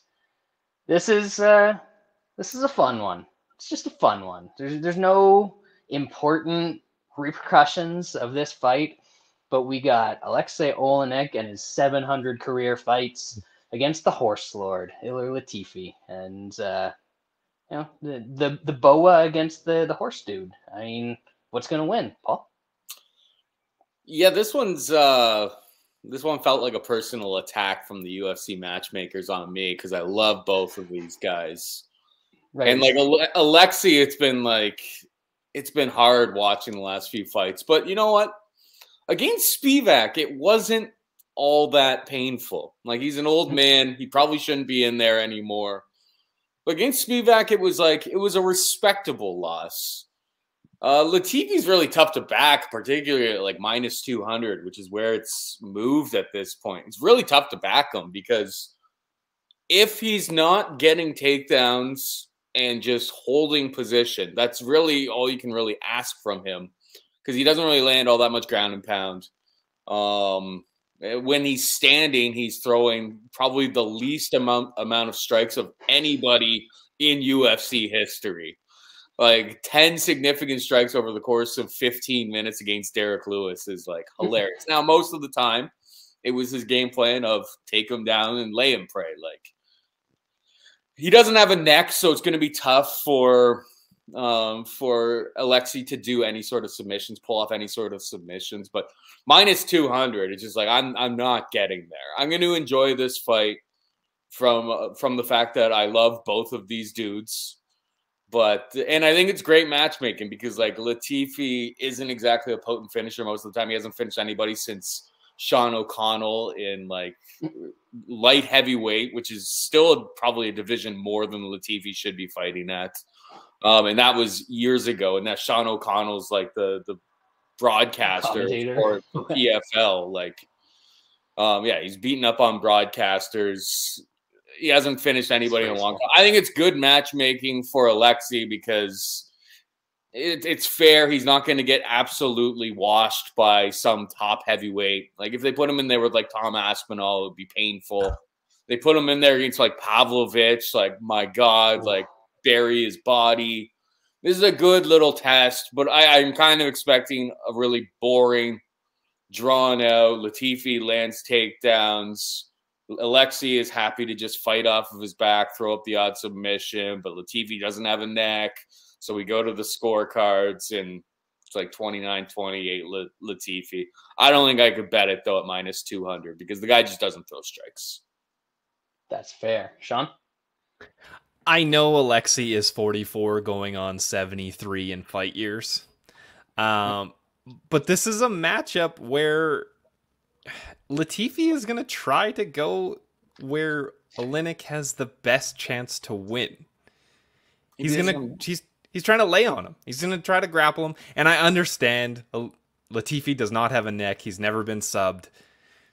Man, it's still kind of lower level heavyweights. And Oleynik's got that weird ass scarf hold. You never know. That old man strength may be able to squeeze that neck somehow, some way, and get Latifi to tap out. They're both not great. They're not good, and Latifi's gonna try to push the grappling, and so that means Oleynik's not getting laid the fuck out. Latifi could still land a shitty overhand and knock him out, but generally, I think this is going to be on the ground or in tight, and in that game, I think it's close. I took a half a unit on Oleynik at like plus 175, and for shits and giggles, I took a half a unit on sub at plus 350. So I have the least reliable round robin in history on this card. It's got Maia decision, as I said. I forgot to mention that it has McMann inside the distance because there was plus 550 at dimes. The third leg of that is Oleynik by decision. Plus 650, yeah. At the time that I got it, it was a little higher. I got some plus 800 on that. Wow. Jesus.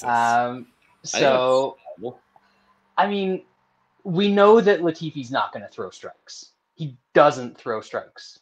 So he'll get some takedowns. He'll get tired.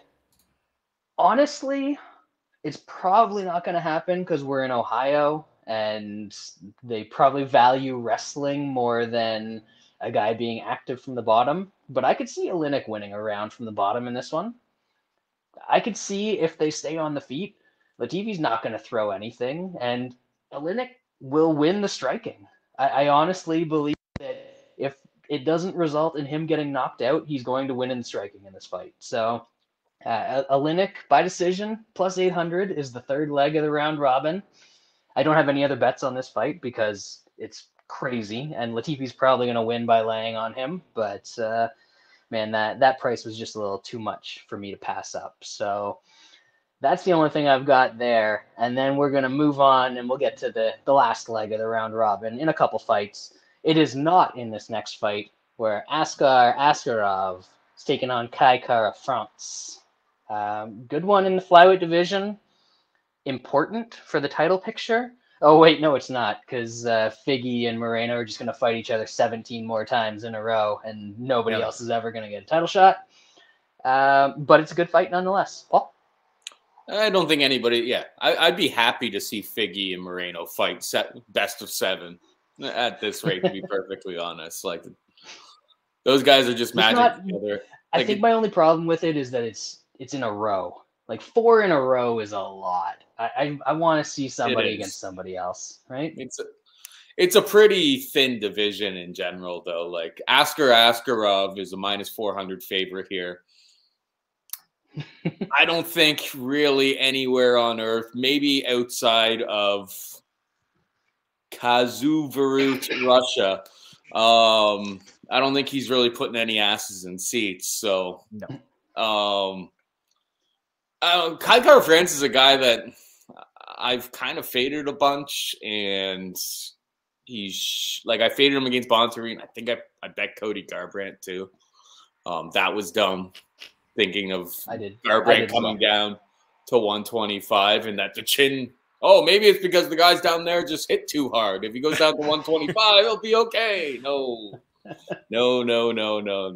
I mean, I said on the show this week that Kara-France was the hardest hitter at 125. Took a little bit of heat for that. I wasn't thinking. It was Monday. Obviously, Figgy, I'll give Figgy that rub. But, I mean, number 2 in the division is probably Kara-France. The guy hits like a truck for a 125-pound man. Number 2 is Jessica Andrade, all right? Let's be real. Yeah, come on, Paul. Jessica, that's probably not too far from accurate, to be perfectly honest. I don't know. Askarov, very, very technical striker. Probably mixes in some takedowns here. Tries to turn Kara-France's fight into a bit of a snooze fest. I can see him winning, but minus 400. I'm not getting to it, to be perfectly honest. I'll lean towards, as a pick, I would pick Askarov, but I think the value side is actually Kara-France. I'm just probably not going to get there. Too cowardly. Man, you know, if Paul is saying that one of these boring Russians isn't the value side, that you should probably be taken out alone, running to the bookie, and putting it down on the other side. That's false. That is not financial advice. I've been pretty wrong on fading some of them recently. Like, I bet against Saeed because I didn't think that he was a wrestler. That was wrong. I looked like a Mukayev last week, taking Cody Durden. Like, well, you thought that he moved to Britain and absorbed the bad wrestling by osmosis. That's what I thought. That's what I assumed, and I was completely wrong. He still had Dagestani in his blood. We're working out the kinks of the model right now. It's a process. It's all a process. It's a process. Sean, what are your thoughts here? Yeah, I think this is going to be a snooze fest. We haven't seen Kara-France really wrestle or really against a good grappler. I guess the best would be Mark De La Rosa, maybe. I think Askarov is going to be able to wrestle him, take him down. If it gets hairy at all on the feet, which I don't really think it will, I think he's just going to smother this guy. I took decision at what was it, -110 for a unit. That's wild. Askarov is not a finisher, and I mean Kai Kara-France, yes, he has been clipped a couple times, but is Askarov going to do that? I don't think so. So I think that's a cheap price that I got there. I also put him in a parlay with Magny. Those two together, -111 for a unit and a half. Yeah, I think Askarov wins this one. I've lost money against both of these guys in the past a bunch of times. Askarov, I took the shot on Joe Benavidez in the last one, which that was probably one of the worst bets I've ever made. Kai Kara-France, I've been on the other side with Garbrandt. I was on the other side with Bontarine. I'm still not exactly sure how he didn't get choked out in the first round against Bontarine in that fight, because I mean the Louisiana Swamp Man was all over him for the first few minutes of that fight. I just think that Askarov is going to be able to get takedowns if he needs them in this, and once he gets takedowns, I don't think that France has the grappling to deal with it. So I could see a decision. I could honestly see a late finish coming from Askarov, but it is going to be sketchy for him if he doesn't decide to pursue the takedown early, because I think he is the slower of the strikers. I don't think he's necessarily that much worse of a striker than France, but I think that he could get caught a little cold coming out in this one, because KKF does have some speed on him for sure. But Askarov is the pick. No bet for me. I'm not willing to lose money on either of these guys in this particular spot. Fair. Next up, welterweight division. We're up to the top three, and we got a wild one. Matt Brown, the Immortal, 40 years old, 41 years old, 47 years old. It doesn't fucking matter. This man's been through everything. And Brian Barberena, who is somehow shockingly only 32 years old, but I think he's got a worse, his body is more broken than my 70-year-old father's. So we'll go with that. But this fight is interesting. I want to hear what Paul has to say. I still haven't bet on this fight, even though we were talking about Matt Brown early in the week, because I'm kind of startled by I don't know who's betting on Barberena after what he's done. Can I really trust on Matt Brown to like go and get some takedowns? Because everyone takes Brian Barberena down. It's pretty clinical. Like, you go through his record, everybody takes him down. This is like one of the rare situations where Matt Brown seemingly has a wrestling advantage, but he's going to be in front of his home crowd. You know, I think he may just want to go to war. And if he goes to war, I think I give him a little an edge in terms of overall power. He's going to lose in volume.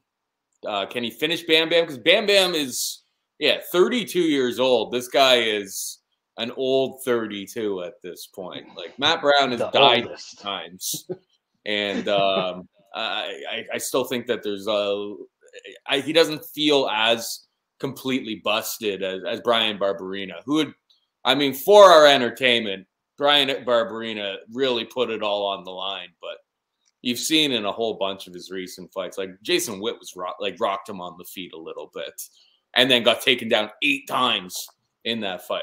I'm probably going to end up with money on Matt Brown at some point, but the line hasn't really moved, so I haven't felt the need to. Maybe I got to watch some interviews, see if Matt Brown mentions a takedown at any time, or go about it that way. Because if I knew Matt Brown was going to go out there, put his singlet on, represent Ohio State University, and put on a wrestling clinic here, I'd be grabbing it in a second. But I think he's just going to try to put on a fight for the fans, and in which case this fight becomes a coin flip as it's appropriately priced. But Matt Brown for me. What about you guys? Sean? Yeah, I don't want any part of this. What made Brian Barberena a successful fighter was his cardio and his ability to take damage and to overcome. And that durability has been faltering in the last bunch of fights. So that makes him not as good of a fighter because he really banks on that. I can't back Matt Brown at 41 years old with the stuff that he put his body through before fighting and then during fighting. He's already retired once. I don't want any part of it. I'm picking him. I think he can, like you said, if he goes for takedowns, I think he makes this a lot easier than it would be if he keeps it standing and brawls it out. Even if he brawls it out, he's always been a good brawler. So I'll pick him. Just don't want to have money on that guy. Yeah, I mean, like, even in his 40s, Matt Brown is hurting good fighters and giving them a test. And Brian Barberena is going life and death with the bottom of the barrel UFC fighters. So I can get to where somebody would bet Brian Barberena. I guess they think that he's still got some of that cardio and some of that volume, and he's going to take over late in this fight and hurt Brown. But it's not like he's got a lot of power. Maybe he's smart and goes to the body. You've usually been able to hurt Brown to the body, but Matt Brown doesn't really get knocked out except by kicks. And I'm not sure that Brian Barberena can lift his legs above somebody's waist. So I'm not too concerned about a kick KO coming. I think that Matt Brown has more power in the spot. I think he might have flashbacks to the old Wonder Boy fight when he gave Wonder Boy the wrestling lesson early in his career, because he could easily do that to Barberena in this spot. I'm kind of hoping that he doesn't, just because it's that hometown crowd, and like you said, he wants to put on a show. But I think Matt Brown's got more ways to win this fight. Even if it does turn into that sort of volume war, I think he might be more durable than Barberena at this point, and just that ability to kind of toss him to the ground whenever he feels the need to. I think that gives him the edge. So I will take Matt Brown here. Lance, even though he's not here, he took Matt Brown here, and Matt Brown is Munich. Gotta love the Munich. Last week, by the way, Munich Bearju sub plus 450. That has to have us in the black for the year, right, Sean? I would, yeah, definitely. What does Munich mean? Because I always see guys saying Munich. So but I don't really understand like what it means. Have you seen the movie? No. The movie Munich. Okay, so there's a movie Munich, and it's based on the response to the 1972 Olympics, which were in Munich, where there was like a bombing that happened in the Israel Olympic dorms, or whatever they call them, where all the Olympic athletes get together and fuck. That place. And then Israel put together this like team of assassins to go around the world and hunt down and kill all the people that were responsible for the attack on the Jews. So Munich is the revenge movie for the Jews. So Munich is the revenge bet for Lance and I for all the hardships and persecution that our people have had to endure. That's possibly that is some deep dark shit. But and that's what Bearju sub gets you. Yeah. That's right. I'd seen you guys always write in Munich, but I didn't know. That's the backstory. I didn't know the backstory. Now I do. It's a beautiful story of perseverance. It is a beautiful story. Perseverance. That's the one I'm looking for. I mean, Matt Brown is the picture of perseverance. Right? So Munich tends to be like a dude like Bearju who's going to take a bunch of shots and then sub somebody, or do Bronx, or Glover, or Matt Brown, or Frankie Edgar getting his head kneed off by Corey Sandhagen was a Munich once upon a time. There's there's a definite theme to the Munich Bet, since Yeah. it's usually some old dudes who are very likely to get knocked out, but if they win, it's incredible. And we make some money. There you go. Co-main event of the evening, flyweight division, women's flyweight division. We have Alexa Grasso, who, I mean, I'm not sure if you guys have seen the pictures of some of the pre-fight stuff that she's done. No. But it looks like she aged about 20 years in a year.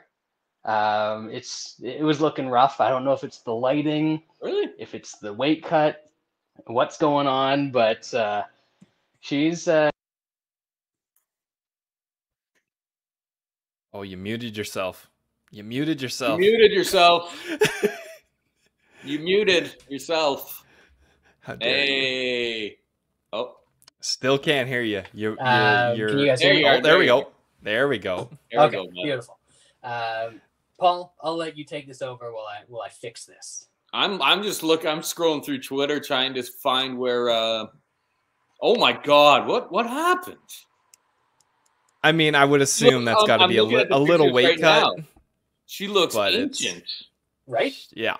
Little weathered. And that's from the UFC's official. Yeah. Like, yeah. This looks press photos. She looks like a deep fake. I'm not gonna lie. I don't want to get like conspiracy on you, but like, is this actually Alexa Grasso who showed up this week? Or is that like her aunt, her like 45-year-old aunt who is showing up to throw this fight against Joanne Wood? I don't know. Maybe I don't know. Look somebody else coming in do the weight cut for her. And then I thought you were being kind of rude for a second, but like she looks horrible. Yeah, she looks awful.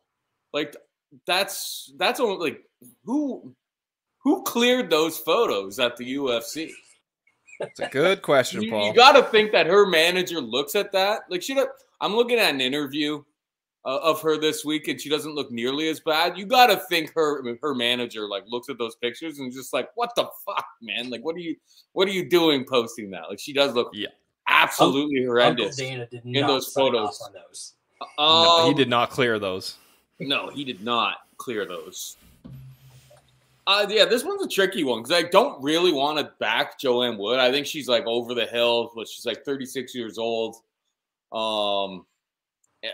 The volume has always been good for her. Obviously, she got finished in her last fight against Taila Santos, but I think Taila Santos is like a top 3 person in this division now, for whatever that means. I think that was a tough opponent. I think that's a good opponent, a very like an uprising opponent. Who had multiple past victory, one with the power, two with like the ability for the takedowns, which I think opened up the power of the hands for her. Grasso is still like only 29 years old. Volume is never great on the feet. So if this fight just stays standing, I'm not going to be shocked to see, Jojo Wood land more strikes. It could be like a similar situation to how the fight played out against like Lauren Murphy, where it's like she definitely out-volumed her. The better strikes, I guess, and some takedowns were landed by Murphy. Murphy got the decision, but most people thought that Wood won the fight. I'm definitely not laying the price tag with Grasso. I thought maybe I watched when I was watching tape. I thought that she looked pretty good, like holding the fight up against the fence. Maybe she's been working on a bit of a takedown game, but if this just turns into striker versus striker, I'm not going to be surprised if it's super, super greasy, super, super close. Everyone on Twitter is claiming robbery based on what bet that they had and whether they won or lost. And Wood gets a decision just on landing a little bit more volume. I think the value side is Wood, to be perfectly honest. What about you guys? Sean? So a little bit of weird things going on this week. There's been a little bit of market manipulation on some props at 5 dimes in about 3 or 4 fights, where the ghost decision in this fight moved from, what was it? It was minus 265, and then somebody with a bunch of accounts that are limited as fuck bet it. And it moved to plus 105. Wow. So I didn't know this was happening, and so I saw that my buddy BMR pointed it out to me, which was very courteous of him, and I just kept on betting it and betting it and betting it, and I bet it back to what I thought was a little more reasonable. They're doing that, obviously. Supposedly they're trying to do that, and then they bet it a lot bigger at Bet Online because they copy their prop prices and stuff like that. So I ruined it for this fight, but I got 4 units on goes to decision at like minus 112. Yeah. Wow. It's dumb. It's absolutely dumb. It's stupid. As for this fight, like I think it goes to decision. If it doesn't, it doesn't. But that's just a dumb number. Joanne Wood, she should not be this big of a dog, but she also crumples time after time. And is Grasso one to make her do that? I don't know if anybody needs to make her do that anymore. But as Paul said, I mean, when she's on the feet, Joanne Wood throws a lot of volume. I think she could probably take down Alexa Grasso. I think it's a closer fight. I don't want money on the side. I'll pick Wood in Toutmaster. I think it's going to be a somewhat close decision. So, Sean, you know what you need to do now is I'm looking through the props here, and I see that 365 has Grasso inside at plus 600.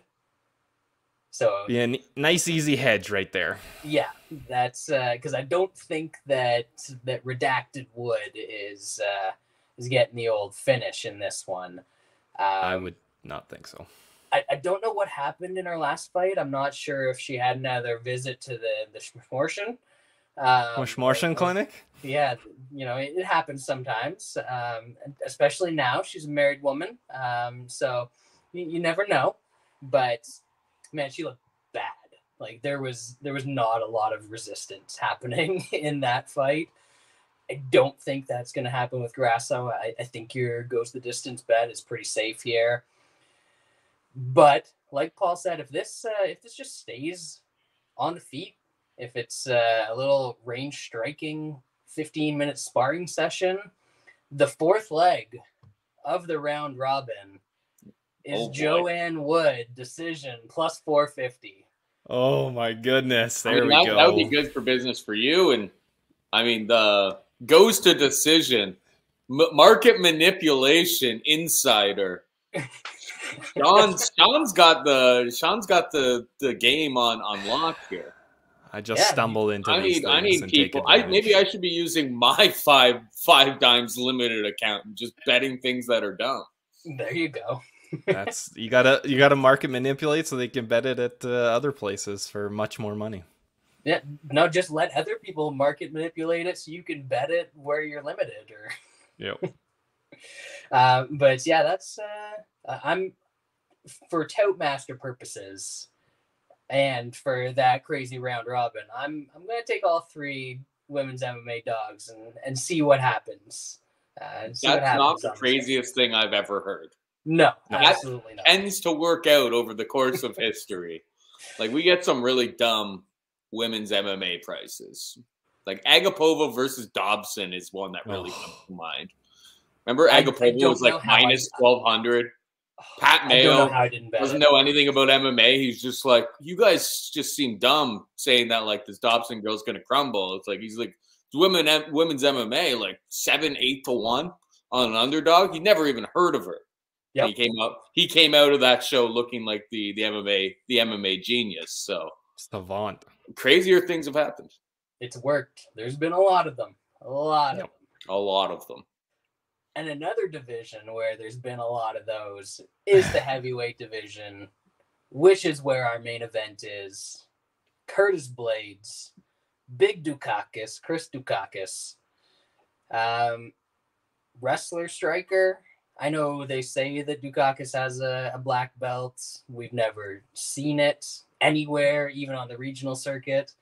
So when he gets taken down in this fight, and I know I know, Paul, you're going to talk about the stats bros who say that he's never been taken down in the history of the universe, so he can't possibly be taken down here.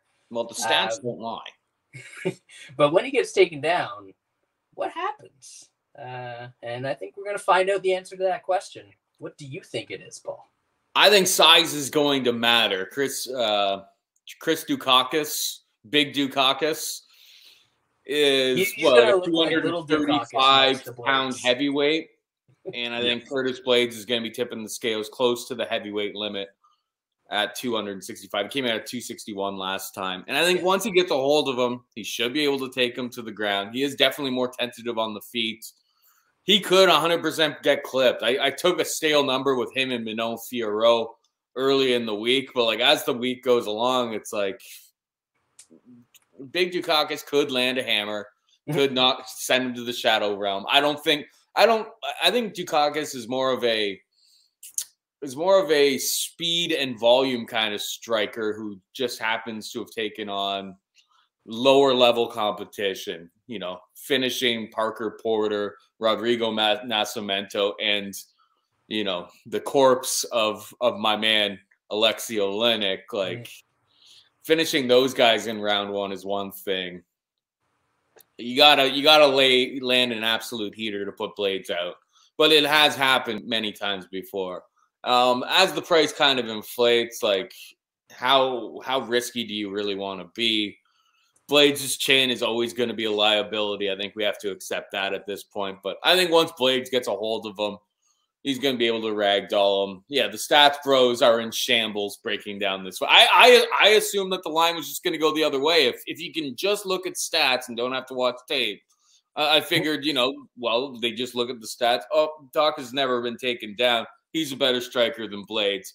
Game over. Win for Daukaus. But no, obviously, seriously, once Blaydes gets a hold of him, I think he's going to be able to take him down and kind of smash away at will. I wouldn't be surprised if this gets what is the over under on this price stat right now? 2.5. Yeah, 2.5. I wouldn't be surprised. I wouldn't be surprised for this to get to the over, to be perfectly honest. Yeah. Blaydes takes him down, minds his P's and Q's, literally just sits in guard, throws strikes when he has to, but just focuses on maintaining position. Wouldn't shock me. Don't love it, but I'm going to pick Blaydes. I think just 35 pounds of size matters when you're wrestling. And that's what I think is going to happen on Saturday night. But I won't be shocked if Daukaus lands one strike and he crumbles again, because that's what happens with Curtis Blaydes. Sean? Yeah, I think if you're backing Curtis Blaydes, you got to sprinkle on that over. Just because if Dukaukaus wins, I think it's got to be fairly early. And Blaydes just really hasn't, especially recently, hasn't really shown any urgency in getting a guy out of there. And I think that could be a bit of a downfall for him. He obviously can wrestle, and Dukaukaus hasn't fought anybody that can wrestle, so Blaydes is going to be able to take him down. There's just some red flags with Blaydes. He obviously got deaded in a fight that he obviously should have won fairly easily against Derek Lewis, and he was hesitant a bit in that Rosenstruck fight. He was kind of flinchy. I don't know if that was just that fight, and he kind of got that out of him, and he's back to being a little more confident with his wrestling. We're going to find out, because I think he's going to be scared from now on. So I just threw a sprinkle on Daukaus TKO at plus 475 for, half a unit. Anytime you got big power with these heavyweights, and Blaydes isn't a guy that just takes guys down and destroys them and gets them out of there. He gives these other guys chances. So the pick's going to be Blaydes. I think he should win, but he could land that bomb. Mm-hmm. Yeah, I think Blaydes is kind of safe to close out the parlays if that's the way you want to go with this on this card. I mean, it's not, people are talking about how the chin's compromised, but it's not like he's getting knocked out by anybody. He got knocked out by Derek Lewis and the Hog. The hardest hitting guys probably in UFC history, the two of them. Yeah. Yep. And then he was facing Rosenstruck, who has the death touch as well. So I can understand him being a little tentative in that one. I don't think that he has as much to worry about with Daukaus. Like you said, once he gets his hands on him, I think he's going to get him to the ground. I don't think that he's going to go nuts trying to get a finish. He doesn't do that in the first place. I mean, he doesn't have any first-round finishes in the UFC. He's probably got some outside against some bums, but I didn't scroll that far down on the old Tapology page for this purpose.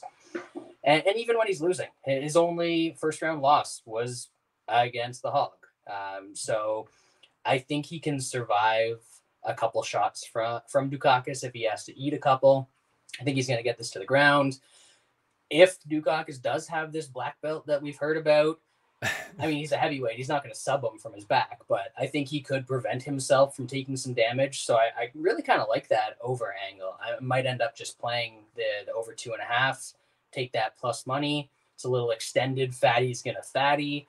I mean, I'll just be rubbing my belly and ending the night on a high note. But I think that Blaydes either gets a decision. I know that Dukaukaus has gassed earlier in his career, but he was weighing in at like 260 for those fights. He's down at 230 now. It's kind of obvious that he's taking MMA a little bit more seriously. So I don't think he's going to have the same cardio problems. So that just leans even more heavily to that over. So I'll say Curtis Blaydes' decision to take this main event, which, I mean, that might not be the best viewing experience to end the night off. But I think that is the safe pick. And if you guys know me, you know I'm all about the safe pick. So yeah, the guy who runs all the round robins and stuff. Yep. That over, you probably should just wait though, because it seems like the market, like everyone's slamming the under. Yeah, Dimes has it. They opened over 2.5 rounds at -120. It's plus 105 now. So it's like people are liking themselves. It's a heavyweight fight, so people are. But like all of these like UFC main events seem to go the distance. So they have been.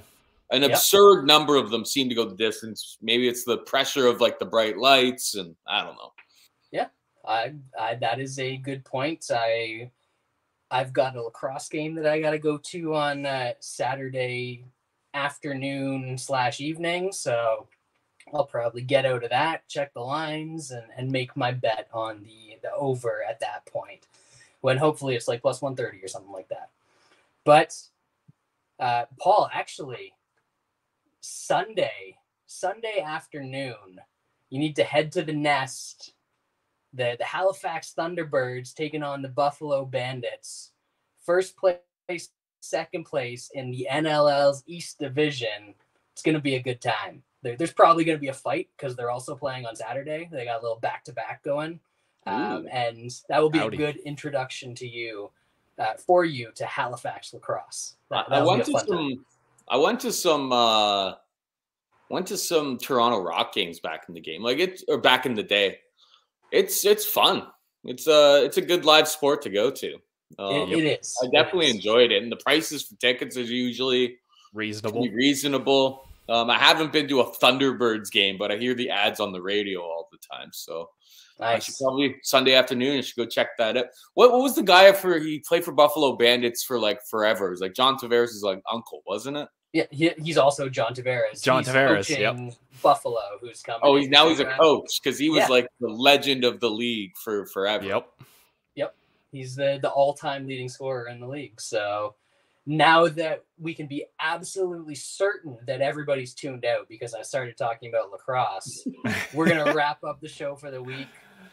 Paul, thank you very much for joining us. If there's anything that you want to plug, I assume anybody that's watching us knows about the Daukaus podcast, but plug away, do all your bits. And I know you guys got like codes and stuff because you're real and professional in this shit, but the floor is yours, my man. I don't have any codes to plug, to be perfectly honest. I got nothing. Oh yeah, check out Dogger Pass podcast. Follow me on Twitter so Cody will share some video of how he made $100,000. I mean, he probably shouldn't have said that on Twitter. He should have just said a shit ton of money. Yeah, but hopefully the CRA is not watching. But you work for this? Oh god. Yep, he does. That's probably why he invited me on this show tonight. To get greasing wheels. We're collecting evidence for the audit. Tax season is upon us. Yeah, follow Dogger Pass Podcast at Dogger Pass Pod, and follow me on Twitter at Paul Shag. It was a pleasure being on the show. Long time listener, first time provider of content with you. So it was a good time to step up and in with you guys. We appreciate you saving our bacon at the last minute. Sorry that it is so late now on the East Coast. East. But we very much appreciate your presence here, and maybe we'll get the Paul Shag bump on the analysis this week. We'll see. Ooh. But that is going to do it for us. Thank you. We'll see you next week. Actually, we won't see you next week. There's a break. We'll see you the week after that for a fucking awesome card. Yep.